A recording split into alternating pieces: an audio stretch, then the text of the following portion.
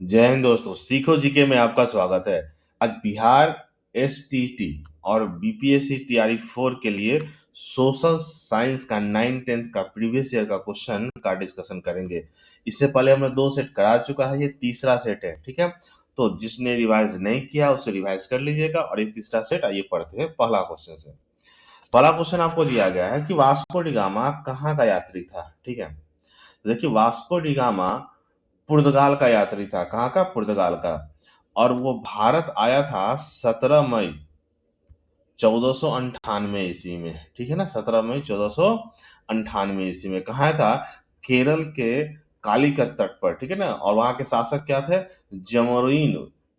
ठीक है, Vasco D gamma की बात करें तो भारत 3 बार आया हुआ था। अंतिम बार 1524 ईस्वी में आया था। ठीक है ना, तीसरी बार यहीं पर उनकी मृत्यु हो गई थी। ठीक है, यूरोप वासियों ने दिशा सूचक यंत्र का ज्ञान किनसे सीखा है? दिशा सूचक ज्ञान, ठीक है ना, जो समुद्र में बहुत उपयोगी होता है। तो यूरोप वासियों ने दिशा सूचक का ज्ञान किससे सीखा था? कि वो अरबों से सीखा था। और सबसे पहली बात है, दिशा सूचक का आविष्कार किसके द्वारा किया गया था? चीन वासियों के द्वारा किया गया था। चीनियों से अरबों ने सीखा, और अरबों से किसने सीखा? यूरोप वासियों ने। ठीक है, अगला क्वेश्चन, इंग्लैंड में स्टाम्प एक्ट किस वर्ष पास हुआ?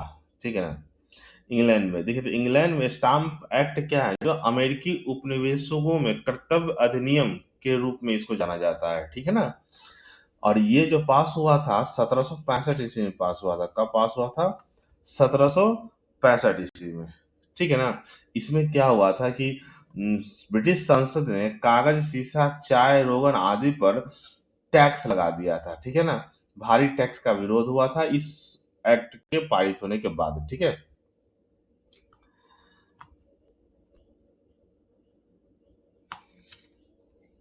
कि अमेरिका स्वतंत्रता संग्राम में अंग्रेजों का सेनापति कौन था? ठीक है ना, देखिए अंग्रेजों का सेनापति जो था अमेरिकी स्वतंत्रता संग्राम में, वो था कार्नवालिस। क्या नाम था उनका? कार्नवालिस। ठीक है ना, और अमेरिका के तरफ से कौन नेतृत्व कर रहे थे? George Washington. George Washington. ठीक है ना, तो इसी के दरमियान ये सब संग्राम सक्सेसफुल रहा, और 4 जुलाई 1776 को अमेरिका क्या हो गया?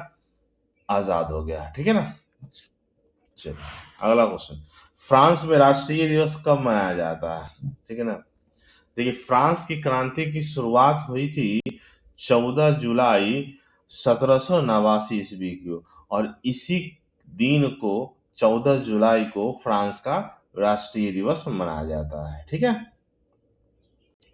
चलिए, और जिस समय ये क्रांति हुई थी उस समय फ्रांस के शासक कौन था? लुई 16वां। क्या था? लुई 16वां। प्रथम स्टेट में कौन आते थे? ठीक है ना, देखिए फ्रांस में जो था 3 स्टेट आता था। एक प्रथम स्टेट, द्वितीय स्टेट और तृतीय स्टेट। तो प्रथम स्टेट में कौन आते थे? पादरी लोग आते थे। ठीक है, दूसरे स्टेट में क्या था? कुलीन वर्ग के लोग आते हैं। ठीक है ना, साहूकार लोग आते थे। और तीसरे स्टेट में क्या था? जनसाधारण लोग आते थे। ठीक है, मजदूर वर्ग जिसको हम बोल सकते हैं। तो प्रथम स्टेट में कौन था? पादरी। ठीक है ना, चलिए, मीन कैंप किनकी रचना है? ठीक है, मीन कैंप बहुत इंपॉर्टेंट क्वेश्चन है। देखिए मीन कैंप ये 1920 ईस्वी में लिखी गई थी, और ये किसकी रचना है? हिटलर की रचना है। ठीक है ना, किसकी रचना है? हिटलर की रचना है। इसको हिटलर का उपनाम फ्यूहरर भी बोलते हैं। ठीक है ना, फ्यूहरर। ठीक है ना, इसका उपनाम फ्यूहरर भी क्वेश्चन आपसे पूछा गया। ठीक है, नाजीवाद किस सिद्धांत का विरोधी था? नाजीवाद जो था किस सिद्धांत का विरोधी था? ठीक है ना, तो नाजीवाद जर्मनी में जो हिटलर था वो नाजीवाद को सपोर्ट करता था। नाजीवाद जो था वो समाजवाद का विरोधी था। किसका था? समाजवाद का विरोधी था। ठीक है ना, हिटलर ने ही एक नारा दिया था, एक राष्ट्र एक नेता का नारा। ठीक है ना, और उसने प्रत्येक व्यक्ति से ऊपर राष्ट्र को रखा था, मतलब नेशन फर्स्ट की बात करता था। द्वितीय विश्व युद्ध में पहला एटम बम कहाँ गिराया गया था? ठीक है ना, देखिए द्वितीय विश्व युद्ध में अमेरिका ने जापान पर बम गिराया था। ठीक है, और ये कब गिराया था? आपको 6 अगस्त को। कब गिराया था? 6 अगस्त को, याद रखिएगा 6 अगस्त 1945 को गया था, उसका नाम था लिटिल बॉय, ठीक है ना। और कहाँ गया था? हिरोशिमा पर। फिर उसके बाद 9 अगस्त को गिराया था नागासाकी पर, जिसका नाम था फैट बॉय, ठीक है ना। तो लिटिल बॉय 6 अगस्त को, हिरोशिमा पर, नागासाकी पर 9 अगस्त को। रूस जापान का युद्ध कब हुआ? ठीक है, ठीक है। रूस और जापान का युद्ध जो हुआ था वो 1905 ईस्वी में हुआ था, जिसमें जापान जीत गया था, ठीक है ना। इसमें जापान की जीत हुई थी, ठीक है। और ये पहला था जब कोई एशियाई देश यूरोपियन देश को हराया था, इतने बड़ा हराया था, ठीक है ना। और इसके बाद ही भारत में राष्ट्रवाद का उदय अच्छे तरह से हुआ था, ठीक है। प्रथम विश्व युद्ध कितने वर्षों तक चला? ठीक है ना।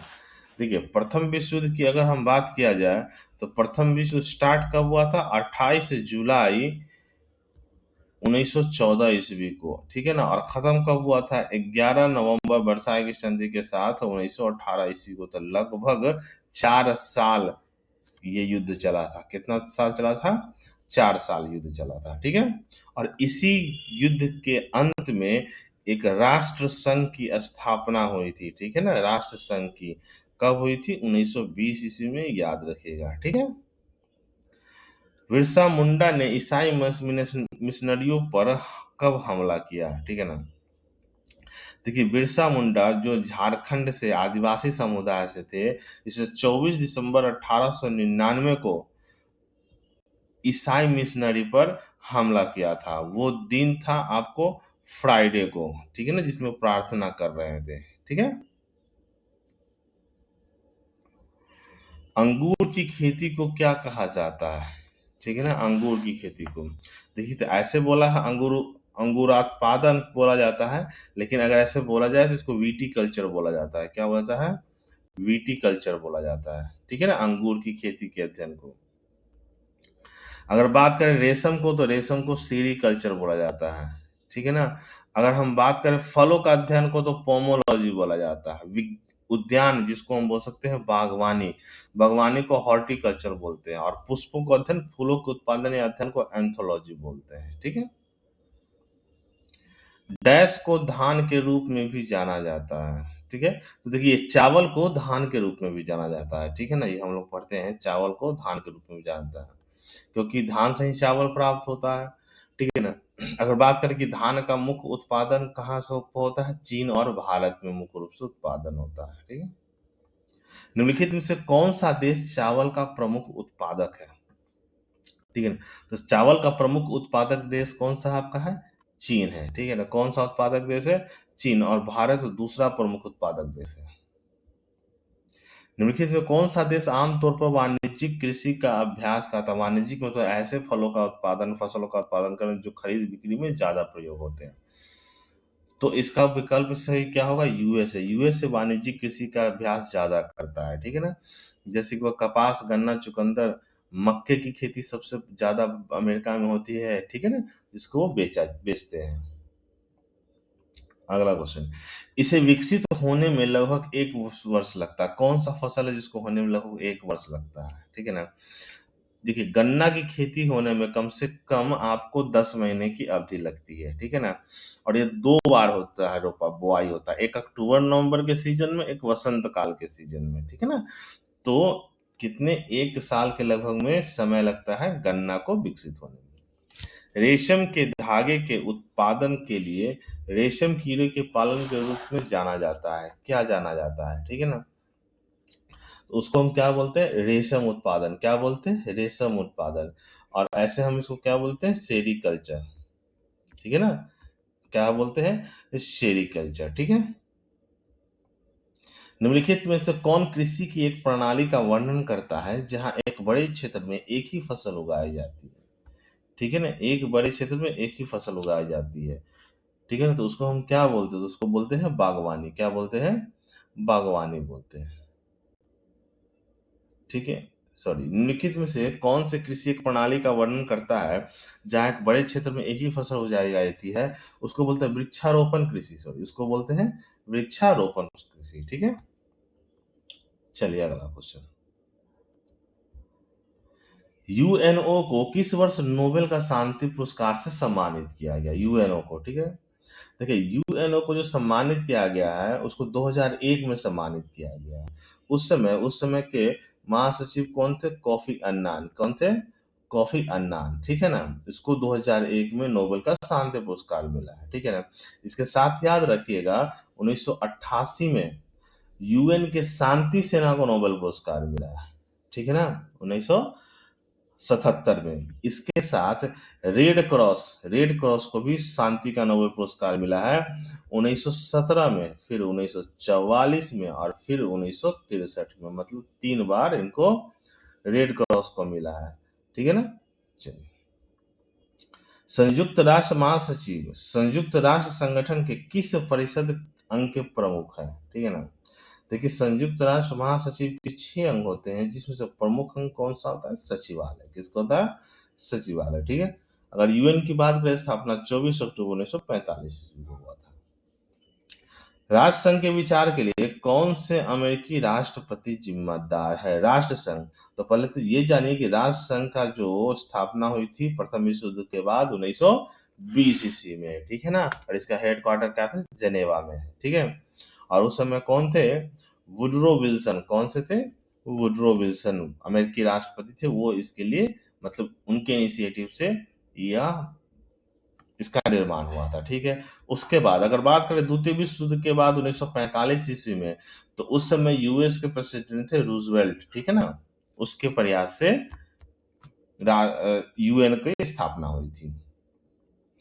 चार्टर सदस्यों के अलावा कितने अन्य राष्ट्र संघ के सदस्य बने? जब राष्ट्र संघ 1920 ईस्वी में बना, तो चार्टर सदस्य में कुछ 43 थे, तो उसके अलावा कितने थे आपके?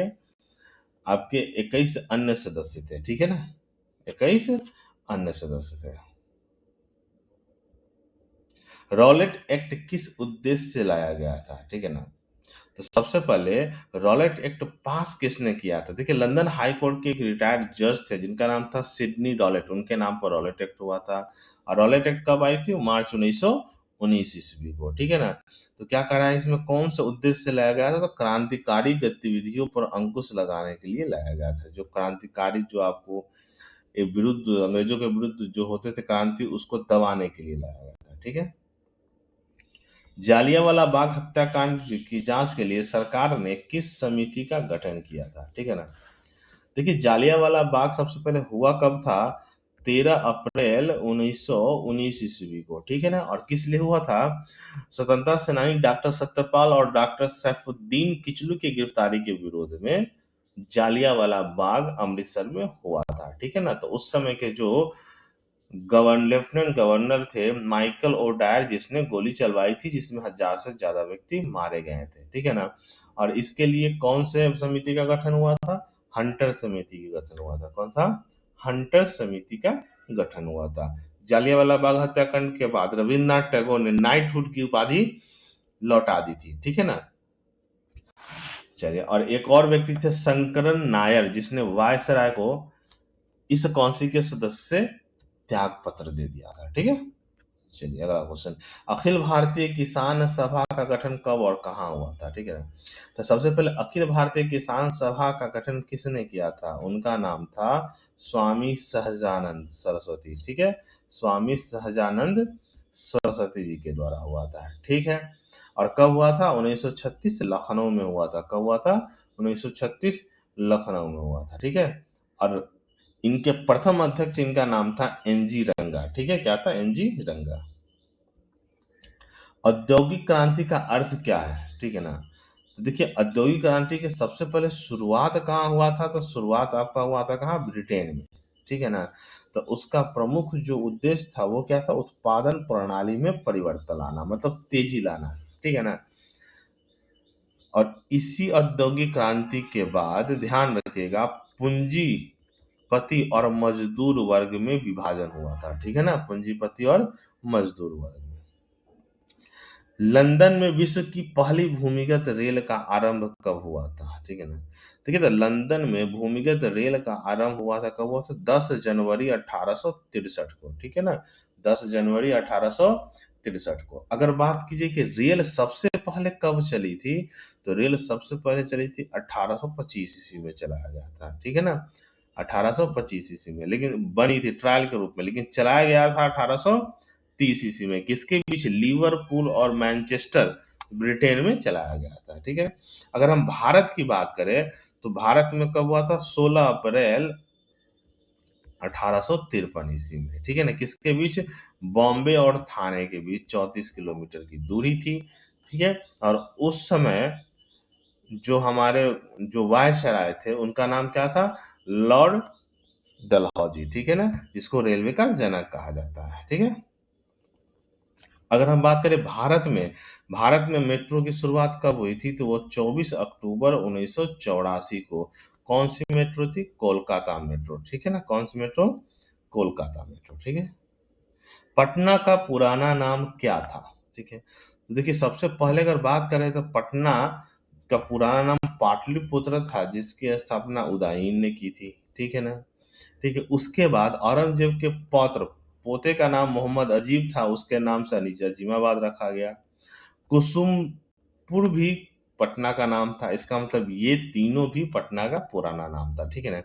इसके बाद एक किताब है जिसका नाम है इंडिका, ठीक है ना, उसमें पटना का नाम पाली ब्रोथा लिखा गया है, ठीक है। क्या नाम है? पाली ब्रोथा लिखा गया है, ठीक है ना।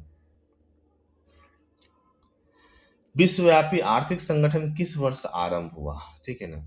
देखिए प्रथम विश्व युद्ध के बाद अमेरिका में शेयर बाजार में एक आर्थिक संकट पैदा हुई, जो समय था 1929 ईस्वी को। उसके बाद पूरे यूरोप में एक विश्व महामंदी की शुरुआत हुई थी, ठीक है ना। प्रथम विश्व युद्ध के समाप्ति के बाद किसके द्वारा यूरोप के अर्थव्यवस्था को पुनर्जीवित करने का प्रयास किया गया? ठीक है ना। देखिए प्रथम विश्व युद्ध के बाद 1929 ईस्वी में जो मंदी आई थी, उसके बाद अमेरिका ने यूरोप के अर्थव्यवस्था को पुनर्जीवित करने की व्यवस्था की, मतलब प्रयास किया था, ठीक है। सार्क का मुख्यालय कहाँ है? ठीक है ना। तो पहले सार्क की स्थापना कब हुई थी? 8 दिसंबर 1950 ईस्वी को। कहाँ हुआ था? ढाका में हुआ था, ठीक है ना। अगर इसके मुख्यालय की बात करें तो नेपाल की राजधानी कहाँ है? काठमांडू में है, ठीक है ना। सार्क जिसको बोलते हैं, इसके सदस्य अफगानिस्तान, भूटान, मालदीव, पाकिस्तान, श्रीलंका, नेपाल, इंडिया और बांग्लादेश। टोटल कितने हैं? 8 देश हैं, ठीक है ना। सार्क का अगर फुल फॉर्म की अगर बात करें तो इसका होता है south Asian association for regional corporation, ठीक है ना। South association for regional corporation, ये बहुत पूछा जाता है आपसे क्वेश्चन, ठीक है। भारत में पहला छापाखाना किन लोगों ने लगाया था? ठीक है ना, ये क्वेश्चन है 33 नंबर। भारत का पहला छापाखाना, देखिए तो भारत का पहला छापाखाना किसने लगाया था? पुर्तगालियों ने लगाया था, ठीक है ना। सबसे पहले गोवा में लगाया था। कहाँ कब लगाया था? 1556 ईस्वी में लगाया था, ठीक है ना। 1556 ईस्वी में लगाया था, ठीक है। अगला क्वेश्चन, भारत का स्थलीय सीमा कितने देशों को छूता है? ठीक है ना। देखिए भारत का स्थलीय सीमा जो है वो 7 देशों को छूता है, ठीक है। सबसे पहले सबसे ज्यादा अगर लेता है तो बांग्लादेश, ठीक है ना। उसके बाद आपका चीन होता है, उसके बाद पाकिस्तान है, उसके बाद नेपाल है, उसके बाद म्यांमार है, भूटान है और अफगानिस्तान है। अगर सबसे ज्यादा की बात करें तो बांग्लादेश कै किलोमीटर का लगता है? 4096 किलोमीटर। और अगर आप अफगानिस्तान की बात करें तो 106 किलोमीटर, जो पाक ऑक्युपाइड कश्मीर में है, ठीक है ना। चलिए। अगर हम बात करें जलीय सीमा से, तो जलीय सीमा से भारत के कितने हैं? तो जलीय सीमा से आपको 8, जलीय सीमा से भी आपके 8 है, ठीक है ना। निम्नांकित में से कौन सार्क का सदस्य नहीं है? ये सार्क के सदस्य 8 है, ठीक है ना। कौन सार्क का सदस्य नहीं है? तो ऑप्शन क्या हो जाएगा? डी, चीन सार्क का सदस्य नहीं है। गिलगित जॉर्ज किस नदी पर स्थित है? ठीक है ना। गिलगित जॉर्ज किस नदी पर स्थित है? तो देखिए गिलगित जॉर्ज जो है वो अब सिंधु नदी पर स्थित है। किसमें है? सिंधु नदी पर स्थित है, ठीक है ना। सिंधु नदी का सहायक नदी गिलगित एक नदी है, वो भी सिंधु का सहायक नदी है, ठीक है ना, जो सांदुर झील से निकलता है। सांभर झील कहाँ स्थित है? सांभर झील, देखिए सांभर झील जो है वो राजस्थान में है, ठीक है ना। ये भारत की सबसे नमकीन झील है, मतलब साल्टेड लेक है, ठीक है ना। अगर बात करें वुल्लर झील, जो कहाँ है? कश्मीर है, महत्वपूर्ण झील है आपका, ठीक है ना। निम्नलिखित में से कौन भ्रंश घाटी से होकर बहने वाली नदी है? भ्रंश घाटी से, ठीक है ना। तो देखिए भ्रंश घाटी से बहने वाली नदी का नाम इसमें आपका है नर्मदा, ठीक है ना। नर्मदा किससे निकलती है? अमरकंटक से निकलती है, ठीक है ना। किससे निकलती है? अमरकंटक से निकलती है। और कहाँ पर गिरती है? खंभात की खाड़ी में, ठीक है, गुजरात खंभात की खाड़ी में गिरता है, अरब सागर में। निम्नलिखित में कौन सा वृक्ष उष्णकटिबंधीय सदाबहार वन से संबंधित नहीं है? ठीक है ना। देखिए उष्णकटिबंधीय सदाबहार वन क्या होता है? भूमध्य रेखा के दक्षिण और उत्तरी गोलार्ध 5 डिग्री उत्तर और 5 डिग्री दक्षिण में पाए जाने वाले वन को सदाबहार वन बोलते हैं, ठीक है। तो क्या इसमें कौन सा संबंधित नहीं है? उस ये कौन है? गहतक जो एक पेड़ होता है वो उससे संबंधित नहीं। निम्नलिखित में भारत के किस राज्य में कुल क्षेत्रफल का सबसे कम प्रतिशत वन है? ठीक है ना। देखिए अगर सबसे ज्यादा प्रतिशतता की बात करें तो सबसे ज्यादा प्रतिशतता किसमें है? मिजोरम में है, ठीक है ना। कितना परसेंट है? 84% यहाँ वनाच्छादित है। सबसे कम कहाँ है? आपका हरियाणा में है। हरियाणा में लगभग कितना है? 3.62% वन है, ठीक है ना। अगर एरिया की अगर बात करें तो एरिया वाइज सबसे ज्यादा कहाँ है? मध्य प्रदेश में, ठीक है, लगभग 77,000 वर्ग किलोमीटर में आपका वन है मध्य प्रदेश में। जंगली बकरी आइबेक्स किस प्रकार के वन में पाई जाती है? देखिए इसका लंबा सिर होता है, ठीक है ना। तो जंगली व्यक्ति होता है वो पतझड़ वन में पाया जाता है। कहाँ? पतझड़ वन में, जैसे कि भारत के हिमालय क्षेत्र में पाई जाने वाली है ये, ठीक है ना। किस देश की जनसंख्या घनत्व भारत से अधिक है? ठीक है ना। किस देश की? भारत से अधिक अगर जनसंख्या घनत्व की अगर हम बात करें तो कितना है आपका? बांग्लादेश का। बांग्लादेश का जनसंख्या घनत्व कितना है? 1280, ठीक है ना। अगर हम भारत की बात करें तो भारत का कितना है? 382। कितना है आपका? 382, ठीक है। अगर विश्व में सबसे कम घनत्व है तो वो किसका? मंगोलिया का। मंगोलिया के 1.9 व्यक्ति प्रति वर्ग किलोमीटर में। दिए गए भारत के किस राज्य में न्यूनतम जनसंख्या घनत्व है? ठीक है ना। अगर मैक्सिमम की बात करें तो मैक्सिमम कहाँ है? बिहार में, लगभग 1100 के आसपास है इसका जनसंख्या घनत्व। अगर हम सबसे कम की बात करें तो सबसे कम अरुणाचल प्रदेश में, यहाँ कितना है? 17 व्यक्ति प्रति वर्ग किलोमीटर। कितना है? 17 व्यक्ति प्रति वर्ग किलोमीटर। श्रीलंका की सबसे ऊंची पर्वत चोटी कौन सी है? ये श्रीलंका से क्वेश्चन पूछा है। तो श्रीलंका की सबसे ऊंची पर्वत चोटी का नाम है पिदूर तालगाला, ठीक है ना। क्या नाम है? पिदूर तालगाला। और इसकी ऊंचाई की अगर हम बात करें तो इसका ऊंचाई कितना है? 2524 मीटर, समुद्र तल से 2524 मीटर। विश्व की सबसे बड़ी ऊंची चोटी कौन है? माउंट एवरेस्ट, ठीक है ना, जिसकी ऊंचाई कितनी है? 8848 मीटर, ठीक है, 8848 मीटर। अगला क्वेश्चन, कौन सा राज्य बांग्लादेश को नहीं छूता है? बांग्लादेश को नहीं छूने की बात करें तो देखिए बांग्लादेश को छूने वाला राज्य पश्चिम बंगाल है, त्रिपुरा है, मेघालय है, मिजोरम है और असम है। मतलब नहीं छूने वाला कौन है आपका? मणिपुर। एक और क्वेश्चन पूछता है कि बांग्लादेश से 3 तरफ से घिरा हुआ राज्य कौन है? तो वो आपको त्रिपुरा होगा। याद रखिएगा, क्वेश्चन बहुत बार पूछा हुआ है। माउंट एवरेस्ट की ऊंचाई कितनी है? ठीक है ना, माउंट एवरेस्ट की, तो माउंट एवरेस्ट की ऊंचाई कितनी है? 8840। इससे पहले ये ऊंचाई 8850 था। ग्लोबल वार्मिंग के कारण 2 मीटर इसकी ऊंचाई कम हो गई है, ठीक। मापनी में हर व्यक्त करता है, हर मतलब होता है ऊपर का अंश और नीचे का क्या होता है आपका? हर। हर व्यक्त करता है, हर क्या व्यक्त करता है? तो हर क्या व्यक्त करता है? धरातल की दूरी। क्या व्यक्त करता है? धरातल की दूरी। और अंश हमेशा मैक्सिमम एक ही आपको मिलेगा, ठीक है ना। हर क्या करता है? धरातल की दूरी। निम्न में किस प्रणाली के द्वारा किलोमीटर, मीलों दोनों की दूरिया को दर्शाया जाता है? ठीक है ना। तो देखिए दोनों दूरिया को दर्शाने के लिए किसका प्रयोग किया जाता है? तुलनात्मक मापन का, ठीक है ना। तुलनात्मक मापन का प्रयोग किया जाता है दूरियां दर्शाने में। एक प्रतिनिधि भिन्न में अंश हमेशा क्या होता है, अभी हम लोग पढ़े हैं अंश और हर के बारे में। हर आपको मापन की दूरी होती है, अंश हमेशा क्या होता है, एक होता है। क्या होता है, हमेशा एक होता है।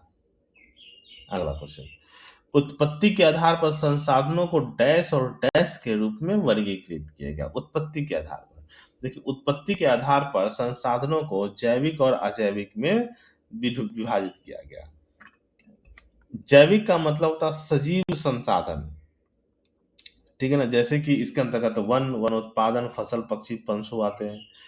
अजैविक का मतलब होता है वायुमंडल, स्थल मंडल और जलमंडल, इसको हम बोलते हैं अजैविक। बाकी को क्या बोलते हैं, जैविक बोलते हैं। ठीक है। डैश वे संसाधन है जिनका सर्वेक्षण किया जाता है, उनकी गुणवत्ता और मात्रा उपयोग के लिए निर्धारित की गई है, तो उसको हम क्या बोलते हैं, उसको बोलते हैं विकसित संसाधन। क्या बोलते हैं, विकसित संसाधन। विकसित संसाधन में आपका को सर्वेक्षण किया जाता है, सटीक और सही आंकड़ा दिया जाता है, उसकी गुणवत्ता और मात्रा को भी उपयोग किया जाता है। राजस्थान राज्य सौर और डैश ऊर्जा के साथ बहुत अच्छी तरह से संपन्न है, लेकिन जल संसाधनों की कमी है। जल संसाधनों की इसलिए कमी है कि वहाँ क्या है, रेगिस्तान है। ठीक है ना, रेगिस्तान है। ठीक है ना, और इसका कारण क्या है, अरावली पर्वत है। ध्यान रखिएगा, अरावली पर्वत है। तो वहाँ किसकी अरावली पर्वत है, जिसे रेगिस्तान है, जिससे पानी की उसमें कमी पाई जाती है। तो सही ऑप्शन क्या हो जाएगा, हाइड्रो। ठीक है ना, हाइड्रो पावर वहां पर संभव नहीं है। ठीक है ना, हाइड्रो पावर संभव नहीं है। राज्य में सौर ऊर्जा और विंड ऊर्जा, सही ऑप्शन क्या हो जाएगा, सी, विंड ऊर्जा के साथ बहुचती से अच्छी तरह से होता है, लेकिन हाइड्रो पावर वहां पर नहीं है। यहाँ पूछ रहा है कौन बहुतायत में है, तो आपको सौर ऊर्जा और विंड ऊर्जा। भूमि जो एक या एक से कम कृषि वर्ष के लिए खेती के बिना छोड़ी जाती है, उसे डैश के रूप में जाना जाता है, उसे के रूप में जाना जाता है। ठीक है ना, तो देखिए जो भूमि एक ही से कम कृषि वर्ष के लिए छोड़ा जाता है, उसको बोलते हैं वर्तमान प्रति। कहने के लिए कुछ समय के लिए छोड़े हैं, उसके बाद फिर से उसमें रोपाई किया जा सकता है। ठीक है ना, और बंजर भूमि उसको बोलते हैं जहां खेती कार्य करना मुश्किल होता है। ठीक है ना, दुनिया के पानी की कुल मात्रा का 96.5% डैश के रूप में मौजूद है, और केवल 2.5% डैश के रूप में मौजूद है। देखिए पूरे विश्व में 2/3 भाग पानी है और 1/3 भाग धरती है। इस 2/3 में 96.5% महासागर में स्थित है और 2.5% पीने के लिए है। तो सही ऑप्शन क्या हो जाएगा, महासागर और मीठा पानी। भारत में ताजे पानी का प्रमुख स्रोत क्या है, ठीक है, ताजा पानी भारत में किससे प्राप्त होता है। देखिए ताजा पानी भारत में किससे प्राप्त होता है, भूजल से। ठीक है ना, भूजल से प्राप्त होता है। और वायुमंडल पानी की बात करें तो वो बारिश से प्राप्त होता है। ध्यान रखिएगा, सबसे महत्वपूर्ण, भारत का तमिलनाडु एकमात्र ऐसा राज्य है जो छत पर पानी एकत्रित करने की एक खास नियम बना है। ठीक है ना, और इसी के लिए ध्यान रखिएगा 25 दिसंबर 2019 को एक योजना चली थी जिसका नाम था भूजल, अटल भूजल योजना। ठीक है ना, क्या था, अटल भूजल योजना। ठीक है ना, पानी की कमी क्या है, पानी की कमी हम क्या बूझते, क्या समझते हैं। देखिए पानी की कमी एक क्षेत्र के भीतर पानी के उपयोग की मांगों को पुनः करने के लिए, पूरा करने के लिए पर्याप्त उपलब्ध ताजे पानी संसाधनों की कमी। पहला ही आपका सही है, मतलब जहां पीने का पानी की संसाधन की कमी होती है उसी को बोलते हैं पानी का कमी होना। खनिजों को संरक्षित करने की आवश्यकता है, क्यों, जो हमारे खनिज है धरती के अंदर उसको संरक्षित करना है। कारण वे नवीकरणीय है, नहीं, खनिज नवीकरणीय नहीं होता, अनवीकरणीय होता है। वे तेजी से घट रहे हैं, ये भी सही, क्योंकि उसका हम बहुत ज्यादा उपयोग करते हैं। देश के औद्योगिक विकास के लिए आवश्यकता है, ये भी सही है, जब तक आपका खनिज नहीं होगा, अयस्क नहीं होगा, तब तक आप कुछ उत्पादित नहीं कर सकते। इसका निर्माण बहुत तेज होता है, नहीं, बहुत धीमे इसका निर्माण होता है। ठीक है, तो सही ऑप्शन क्या हो जाएगा, 2 और 3, मतलब ऑप्शन बी। निम्नलिखित में से कौन सा राज्य लौह अयस्क का प्रमुख उत्पादन है? ठीक है ना। देखिए, अगर लौह अयस्क का प्रमुख उत्पादन की अगर बात करें तो उनका राज्य का नाम है उड़ीसा। चूंकि ऑप्शन में नहीं है तो दूसरा हो जाएगा, क्या हो जाएगा? झारखंड। ठीक है ना, क्या हो जाएगा? झारखंड।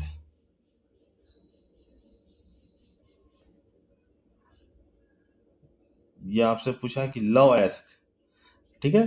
देखिए, लौह अयस्क सबसे ज्यादा उड़ीसा में होता है, दूसरा स्थान कर्नाटक का होता है, झारखंड आपको कोयला उत्पादन में होता है। ठीक है, क्या होता है? कोयला उत्पादन में होता है।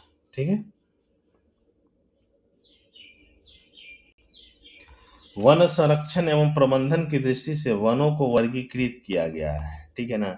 तो वन संरक्षण के तरफ से वन वर्गों का वर्गीकरण चार वर्गों में किया गया है। ठीक है।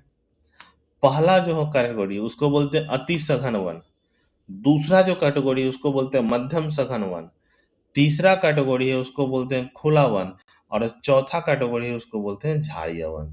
तो कितने वर्गों में वर्गीकृत किया गया है? चार वर्गों में। ठीक है।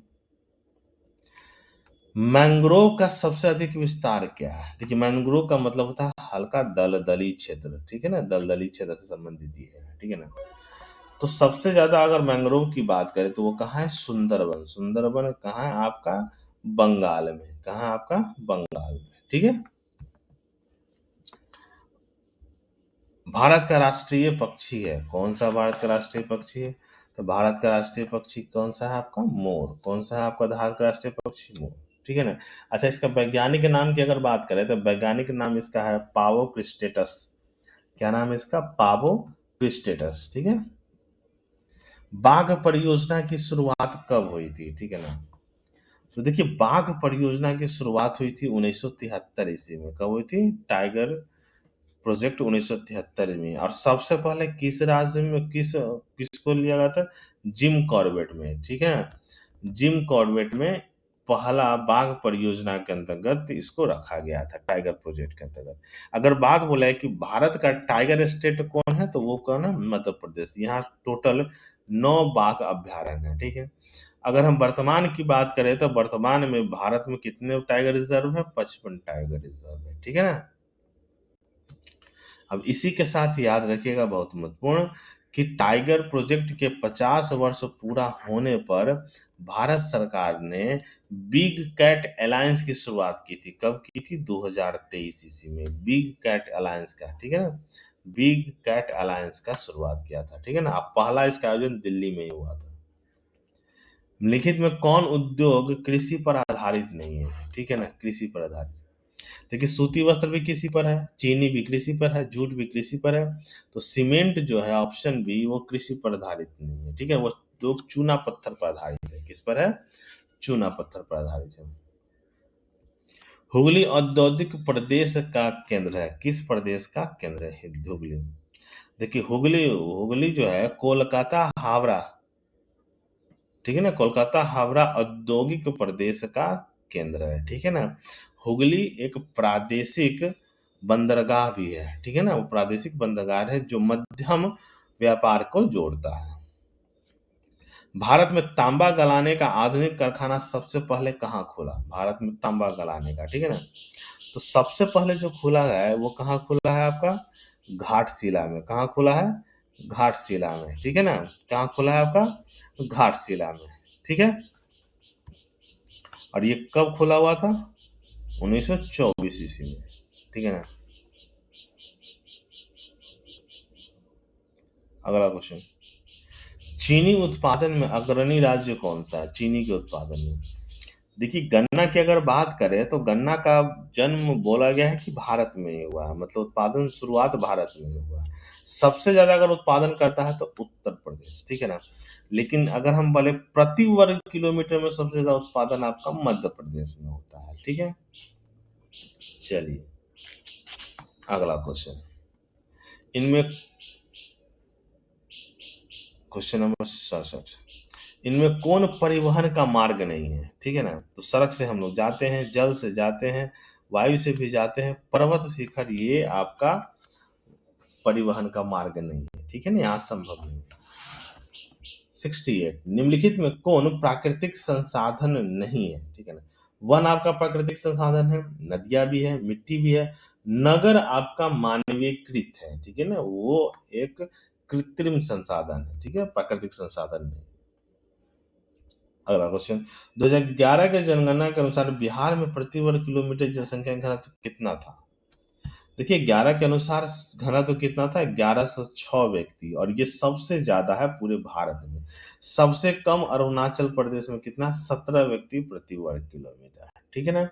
बिहार की ही अगर बात करें तो सबसे ज्यादा आपका बनता शिवहर का, लगभग 1900 के आसपास इसका घनत्व है।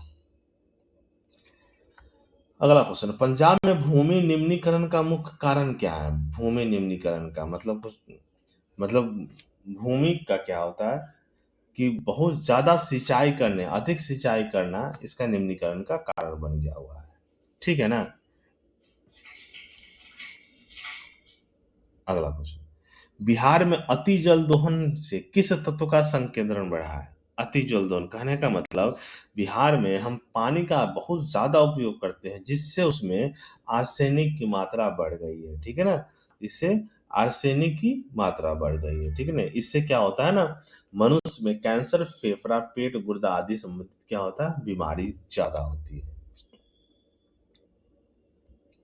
भारत में कुल भौगोलिक क्षेत्रफल का कितना प्रतिशत वन आच्छादित है भारत में? देखिए अगर भारत की बात करें तो भारत में 24% जो क्षेत्र है वनाच्छादित है। विश्व में सबसे ज्यादा कहाँ है? आपका रूस में, यहाँ लगभग 49% प्रतिशत वनाच्छादित क्षेत्र है, ठीक है ना। और भारत में 24, और ये विश्व में कौन सा स्थान रखता है? 10वां स्थान रखता है, ठीक है। चिली किस महाद्वीप में स्थित है? ये आपको राज्य और राजधानी से पूछा हुआ है। तो चिली किसमें? आपका दक्षिण अमेरिका में है, ठीक है ना। और चिली की राजधानी की अगर बात करें तो ये क्या है? सैंटियागो। क्या है आपका? सैंटियागो। और इसके मुद्रा का नाम क्या है? पीसो। मुद्रा क्या बोलते हैं उसको? पीसो। दलित से अलग होकर महादलित किस प्रदेश में किया गया? दलित से अलग होकर, ठीक है ना। तो देखिए दलित से होकर महादलित 2007 में किया गया था। कौन सा राज्य था आपका? बिहार। 2007 में राज्य महादलित आयोग का गठन किया गया था। इसके बाद दलित से एक महादलित निकाला गया। यंग इंडिया किसकी पत्रिका है? यंग इंडिया, ठीक है ना। तो देखिए यंग इंडिया पत्रिका किसकी है? महात्मा गांधी जी की, ठीक है ना। इसके अलावा महात्मा गांधी जी ने और भी बहुत सारा पत्रिका निकाला था, जैसे नवजीवन, ठीक है, हरिजन, हरिजन बंधु, इंडियन ओपिनियन समाचार पत्र गांधी जी के द्वारा साउथ अफ्रीका में 1903 में निकाला गया था। याद रखिएगा सबसे पहले, ठीक है, इंडियन ओपिनियन समाचार पत्र, ठीक है, दक्षिण अफ्रीका में। कम्युनिस्ट शासन व्यवस्था किस देश में है? कम्युनिस्ट शासन व्यवस्था, तो देखिए कम्युनिस्ट शासन व्यवस्था आपको मिलेगा किसमें? चीन में, ठीक है ना। और ये 1949 ईस्वी में किसने शुरुआत की थी? माओ से तुंग। क्या था? माओ से तुंग, ठीक है ना, 1949 ईस्वी में। भारत में संप्रभु कौन है? ठीक है ना, संप्रभु मतलब सर्वे सर्वा कौन है? तो भारत में सर्वे सर्वा कौन होते हैं? जनता। कौन होते हैं? जनता। भारत के संविधान की सर्वोच्चता है और उसमें सबसे पहला किसको रखा गया? जनता। मतदाता की आयु है, मतदाता की आयु कितनी है? देखिए अगर बात करें प्रेजेंट की तो मतदाता की आयु 18 वर्ष है, लेकिन स्वतंत्रता के समय भारत में मतदाता की आयु कितनी वर्ष थी? 21 वर्ष थी। और ये क्या 61वें संविधान संशोधन 1989 को 21 वर्ष से घटाकर कितना कर दिया? 18 वर्ष कर दिया गया, ठीक है। भारतीय संविधान में मौलिक अधिकार किस देश से लिया गया? 7 जो मौलिक अधिकार है वो किससे लिया गया? तो वो लिया गया है अमेरिका से लिया गया है, ठीक है। आप देख सकते हैं अमेरिका से मौलिक अधिकार, न्यायिक सर्वेक्षण, उपराष्ट्रपति की अवधारणा और राष्ट्रपति का महाभियोग, ठीक है ना। ये सारे देश के संविधान का स्रोत है, इसको स्क्रीनशॉट ले सकते हैं और इसको एक बार रिवाइज कर सकते हैं, ठीक है। चलिए, पूरे विश्व में किस देश का सबसे बड़ा लिखित संविधान है? ठीक है ना। तो सबसे बड़ा अगर लिखित संविधान की बात करें तो वो भारत का है, और अगर सबसे छोटा बात करें तो वो क्या है आपका? अमेरिका में का है। अमेरिका का केवल 7 ही अनुच्छेद है। अगर मूल संविधान की बात करें तो भारत में 8 अनुसूचियां थी, 22 भाग है और 395 अनुच्छेद है। ठीक है ना। लेकिन अगर भाग वर्तमान की बात करें तो उसमें 12 अनुसूची है, 25 भाग है और लगभग 450 अनुच्छेद है। ठीक है ना। चलिए अगला क्वेश्चन चलते हैं। भारतीय संविधान में कितनी अनुच्छेद है? तो भारतीय संविधान में 395 अनुच्छेद है, ध्यान रखिएगा। मूल संविधान में वर्तमान में लगभग कितना है? 450 के आसपास समझिएगा। ठीक है ना। चलिए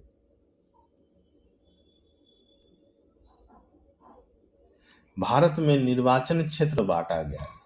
ठीक है ना। देखिए तो भारत में निर्वाचन क्षेत्र किस आधार पर बांटा गया? जनसंख्या के आधार पर बांटा गया।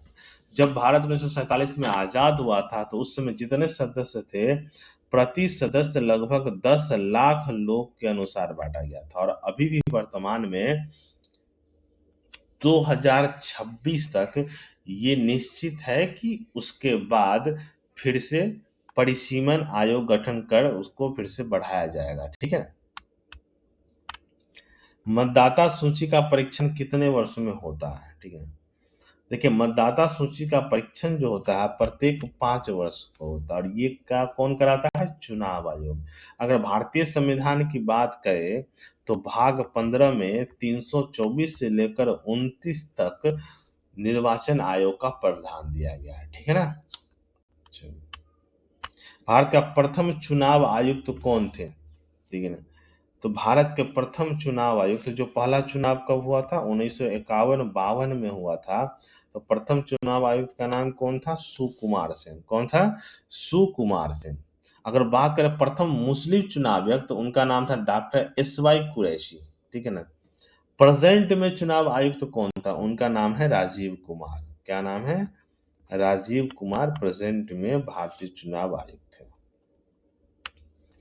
स्थानीय निकाय चुनाव में महिलाओं को 50% सीट आरक्षित करने वाला पहला राज्य कौन सा है? ठीक है ना। देखिए बिहार पंचायती राज अधिनियम 2006 में ये बोला गया कि भारत में पंचायती राज में 50% का आरक्षण दिया जाएगा और ये कौन सा राज्य है? बिहार राज्य। ठीक है ना। बिहार राज्य। इसके साथ जान लीजिए कि 73वां संविधान संशोधन जो 1992 ईस्वी में हुआ था, जिसमें महिलाओं का आरक्षण कितना था? 1/3। क्या था आपका? 1/3। ठीक है। सर्वोच्च न्यायालय में न्यायाधीशों की कुल स्वीकृत संख्या। देखिए जब आजाद हुआ था उस समय न्यायालयों की कुल संख्या थी 8, 7 प्लस 1, एक मुख्य न्यायाधीश और 7 अन्य न्यायाधीश। वर्तमान की बात करें तो वर्तमान में कितने हैं? 34। ठीक है ना। जिसमें से 33 अन्य न्यायाधीश और एक आपके होंगे मुख्य न्यायाधीश। ठीक है ना। चलिए लोकसभा में बहुमत दल का नेता कौन होता है? ठीक है ना। देखिए लोकसभा में जिस पार्टी को सबसे ज्यादा बहुमत होता है उसके नेता प्रधानमंत्री बनते हैं। तो उसका नेता कौन हो गया? प्रधानमंत्री। और तब तक रहते हैं जब तक सदन में उनका मत बना रहे, मतलब संख्या बना रहे, आधे से ज्यादा संख्या बना रहे। प्राथमिक शिक्षा के मौलिक अधिकार को संविधान में कब जगह दिया गया? देखिए प्राथमिक संख्या को मौलिक अधिकार में 86वां संविधान संशोधन, इसको आर्टिकल अनुच्छेद 21 के ए में डाला गया और ये कब हुआ था? 2002 में अटल बिहारी वाजपेयी के शासनकाल में। ठीक है ना। चलिए जिसमें क्या कहा गया था? 6 से 14 तक के प्रत्येक बच्चों को अनिवार्य निःशुल्क शिक्षा प्रदान करना उसका मौलिक अधिकार है। इनमें से किस देश को सामाजिक विभेद के कारण विखंडन का सामना करना पड़ा था? ठीक है। सामाजिक भेद, ऊंच नीच और भाषाई स्तर पर इसको बोल सकते हैं। तो वो कौन सा देश था? यूगोस्लाविया। ठीक है ना।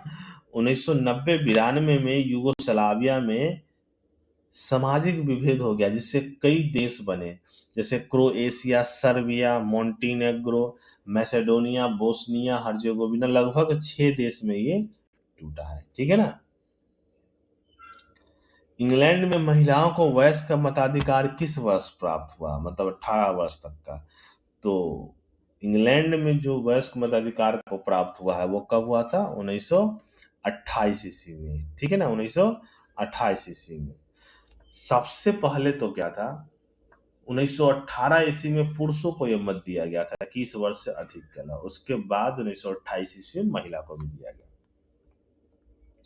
इनमें कौन लोकतंत्र को मजबूती प्रदान नहीं करता, नहीं करने वाली बात करते, विविधता में एकता करता है, सर्वधर्म संभाव भी करता है, विविधताओं में सामंजस्य का आभास और संघर्ष, ये नहीं हो सकता है, ठीक है ना। सामंजस्य का अभाव, संघर्ष, ये आपको लोकतंत्र को कमजोर करता है। भारतीय संविधान का 73वां संविधान अधिनियम निम्नलिखित में से किससे संबंधित है, ठीक है ना।